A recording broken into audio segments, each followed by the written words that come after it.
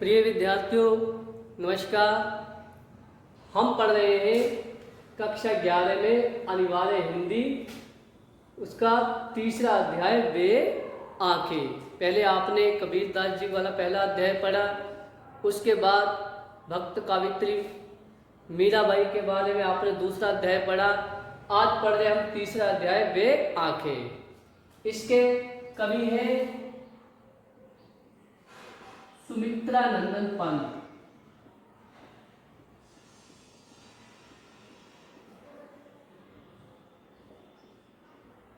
सुमित्रानंदन पंत उनकी एक प्रगतिशील कविता है, यानी स्वतंत्रता के बाद जब हमारा देश प्रगति की ओर बढ़ रहा है या बढ़ रहा था, तो उस समय भी किसानों को केंद्र में रखकर ये कविता लिखी गई है वे आंखें। तो उस समय भी किसानों की स्थिति की ओर सरकार ने कोई ध्यान नहीं दिया। जैसी स्थिति उनकी स्वतंत्रता से पहले थी, वैसी स्थिति उनकी स्वतंत्रता के बाद रही है। और आप महसूस करते होंगे कि आज के समय में भी किसानों की स्थिति वैसी की वैसी ही है। उनका जीवन क्या है, खेती बाड़ी में ही व्यतीत हो जाता है, फिर भी वो अपनी पारिवारिक या आर्थिक स्थिति को क्या है ठीक नहीं कर पाते, और दुख में ही उनका जीवन प्रारंभ होता है और दुख में ही उनका जीवन क्या है, नष्ट यानी खत्म हो जाता है, और सरकार उनकी तरफ कोई भी ध्यान नहीं दे पाती। तो इस कविता में किसान की दयनीय स्थिति का वर्णन किया गया है, तो किस किस प्रकार दुख सहन करता हुआ अपने जीवन को जीता है। तो पहली पंक्तियों में सुमित्रानंदन जी क्या कह रहे हैं, अंधकार की गुहा सरीखी उन आंखों से डरता है मन, भरा दूर तक उनमें दारुण देने दुख का नीरव रोदन। तो पहले अर्थ समझिए इनका। गुहा का अर्थ होता है गुफा, गुफा के समान। सरीखी का अर्थ होता है समान। दारुण का अर्थ होता है बहुत ही दुखपूर्ण, कष्टपूर्ण। देने यानी दीनता पूर्वक। नीरव का अर्थ होता है बिना रव के, निहि प्लस रव, बिना रव के अर्थात बिना शोर शराबे के, चुपचाप। रोदन का अर्थ होता है रोना। तो सीधा अर्थ ये है कि जो किसान की आंखें हैं वो क्या है, एक गहरी गुफा के समान है। जैसे गुफा में झांकने पर अंधेरे अंधेरा नजर आता है, सूनापन नजर आता है, व्यक्ति देखकर डरता है, ऐसे ही किसान की आंखों को देखकर एक प्रकार से व्यक्ति डर सा जाता है। ऐसा नहीं कि किसान कोई भयानक व्यक्ति है, बल्कि दुख सहन करते करते किसान की आंखें ऐसी हो गई हैं कि उनमें झांका नहीं जाता, देखा नहीं जाता है। तो किसान की आंखें क्या है, एक गुफा के समान हो गई है। उन आंखों से डरता है मन। कोई भी मनुष्य किसान की उन आंखों को देखने से कतराता है, घबराता है, उसकी आंखों में वो देख नहीं पाता, क्योंकि इतना दुख किसान की आंखों में भरा हुआ है। और सरकार की जो क्या है विरोधाभास जो नीतियां हैं, उनके खिलाफ उसके मन में क्या है, एक नफरत सी भरी हुई है। भरा दूर तक उनमें दारुण देने दुख का नीरव रोदन। तो कवि कह रहा है किसान की आंखें जहां तक देखे, अंदर गहराई तक यानी दूर तक, तो उनकी आंखों में गरीबी का दुख और क्या है, एक शांत रोना छुपा हुआ है। यानी कहने का आशय है कि वो मन ही मन रोते रहते हैं, वो तेज रोकर क्या है दुनिया को दिखा भी नहीं सकते हैं, यानी चुपचाप उनका मन आंसू बहाता रहता है। तो नीरव रोदन का अर्थ होता है चुपचाप आंसू बहाना, यानी जिसमें आवाज ना हो। तो आगे समझ में।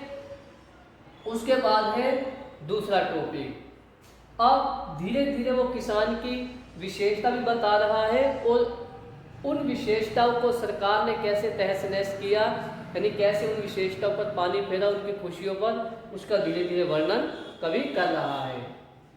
वह स्वाधीन किसान रहा, अभिमान भरा आंखों में इसका, छोड़ उसे मंझदार आग, संसार कगार सदृश बह खिसका।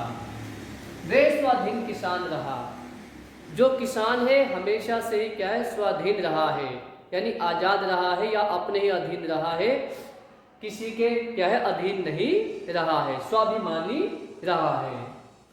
अभिमान भरा आंखों में इसका, उसकी आंखों में हमेशा क्या है, गर्व छलकता रहता था। छोड़ उसे मझधार आज, मझधार का अर्थ होता है बीच में, यानी उसका सहारा आज कोई भी नहीं है, उसको दुख में छोड़कर।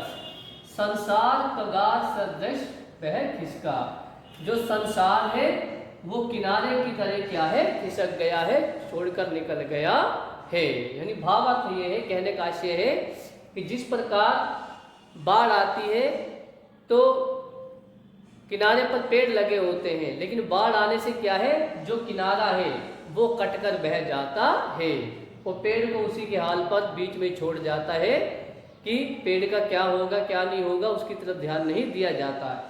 ऐसे ही किसान को आज संसार के लोगों ने बीच में ही छोड़ दिया है और वो चुपचाप किनारे की तरह बह गया है या उससे किनारा कर लिया है, उसको छोड़ दिया है, उसकी सहायता नहीं कर रहे लोग। और किसान बेचारा जो है मझधार में अटका पड़ा, यानी अकेला रह गया है। आगे समझ में। तीसरा है, अब अगली विशेषता क्या होता है, लहराते वे खेत दृगों में हुआ बेदखल वह अब जिससे हंसती थी उसके जीवन की हरियाली जिनके तृण तृण में। तो पुराने समय की बात बताई जा रही है, यानी किसान के ऊपर दुख आने से पहले की बात, जब वो अपना सुखी जीवन व्यतीत कर रहा था।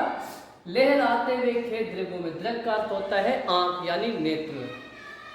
आज भी उसकी आंखों में वो लहराते खेत क्या है, दिखाई देते हैं। कौन से खेत, जो खेत उसके अपने थे, उसके पास थे, जिसको वो स्वयं जोतता था, बुवाई करता था, तो वो फसल उसकी आंखों के आगे क्या है, चमकती थी। तो खेत तो उसके पास नहीं है, खेत भी छीन चुके हैं और फसल भी उसके पास नहीं है, लेकिन वो पुराने खेतों की याद अब भी उसकी आंखों में समाई रहती है, जब उसके खेत लहराते थे। हुआ बेदखल वह अब जिससे, अब उन खेतों से वो बेचारा बेदखल हो चुका है, यानी कर्जदारों ने या गांव के जमींदारों या महाजनों ने उसके खेत भी छीन लिए हैं। अब उसके खेत भी उसके पास नहीं रहे, वही खेत जिसमें फसलें कभी लहराया करती थी।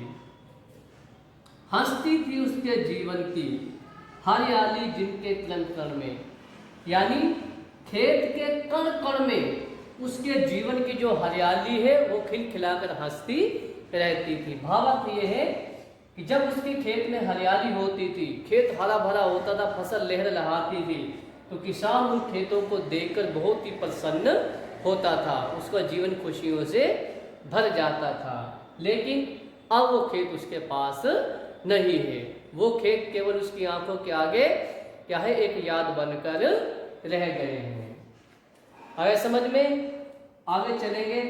चौथा बिंदु, आंखों ही में घूमा करता वह उसकी आंखों का तारा, कारकुनों की लाठी से जो गया जवानी ही में मारा। अब एक एक करके महाजनों की क्रूरता का वर्णन किया जा रहा है कि किसान को दुखों में किस प्रकार उस महाजन ने, कर्जदार ने डाला है।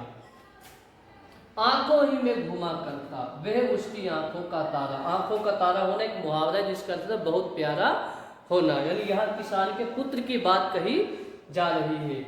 कारकुन कहते हैं लाठीधारी, या ये समझो जो बड़े जिम्मेदार या ठेकेदार होते हैं, उनके लठेत जो होते हैं, लठधारी होते हैं, जो मनमर्जी से अपने ताकत के जोर से या लठ के जोर से किसानों पर जुल्म करते हैं, अपनी मांगे मनवाते हैं। तो कवि कह रहा है उसकी आंखों का तारा, यानी जो उसका पुत्र है, आज भी उसकी आंखों के आगे आता रहता है, यानी आज भी वो अपने पुत्र को याद करता है। कौन? किसान।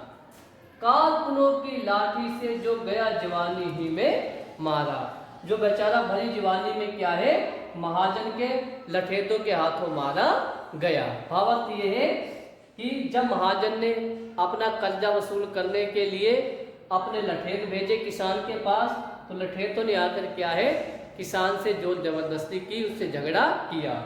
तो किसान के पुत्र ने जो जवान था उसने उन लठेतों को जब रोकना चाहा या फसल देने से इनकार किया तो उन लठेतों ने क्या है किसान के बेटे को मार दिया। तो यानी इतने जुल्म उस किसान पर किए गए। तो उसी का वर्णन है, आज भी उसकी आंखों का तारा यानी उसका पुत्र उसकी आंखों के आगे घूमता रहता है, जो जवानी में ही बेचारा क्या है लठेतों के हाथों मारा गया था। आगे है, बिका दिया घर द्वार, महाजन ने ना ब्याज की कौड़ी छोड़ी, रह रहे आंखों में चुभती वह, कुर्क हुई बलदों की जोड़ी। तो अब आगे देखिए, यहां तक ही नहीं सीमित, किसान का पुत्र भी मार दिया, लेकिन उसके बाद ही पहले खेत छीने, फिर उसके पुत्र को मार दिया गया, और उसके बाद आगे क्या है, बिका दिया घर द्वार, यहां तक कि महाजन ने अपना कर्जा वसूल करने के लिए किसान का घर तक भी बिकवा दिया, और महाजन ने ब्याज की एक कौड़ी भी नहीं छोड़ी, यानी एक एक पैसा उससे किसान से वसूल किया, उसका घर भी बेच दिया। रह रहे आंखों में चुभती, रह रहकर किसान को बार बार एक बात और चुभती है, कुर्क हुई बलदों की जोड़ी। बलद का अर्थ होता है बैल, क्या होता है बैल, क्योंकि उस समय किसान जो है बैलों से खेतों का काम किया करते थे। तो अंत में किसान के पास, बेचारे के पास जो दो बैल बचे थे, कुर्क हुई बलदों की जोड़ी, यानी बैलों की जो जोड़ी थी उसको भी कुर्क यानी नीलाम करवा दिया गया, यानी महाजन ने किसान का घर भी बिकवा दिया, 1 रुपया भी क्या है ब्याज का नहीं छोड़ा, और अंत में जो उसके बैलों की जोड़ी बची किसान की उसको भी नीलाम करवाकर अपना कर्जा वसूल किया। तो इस प्रकार इतने जुल्म क्या है महाजनों द्वारा, कर्जदारों द्वारा या जमींदारों द्वारा किसानों के ऊपर किए जाते हैं। तो ये अभी क्या है आधा ही टॉपिक था आपका, आगे अभी 6 पॉइंट और हैं जिनका वर्णन हम कल करेंगे। इसमें कुछ समझ ना आया हो तो आप हमें से पुनः संपर्क कर सकते हैं। धन्यवाद।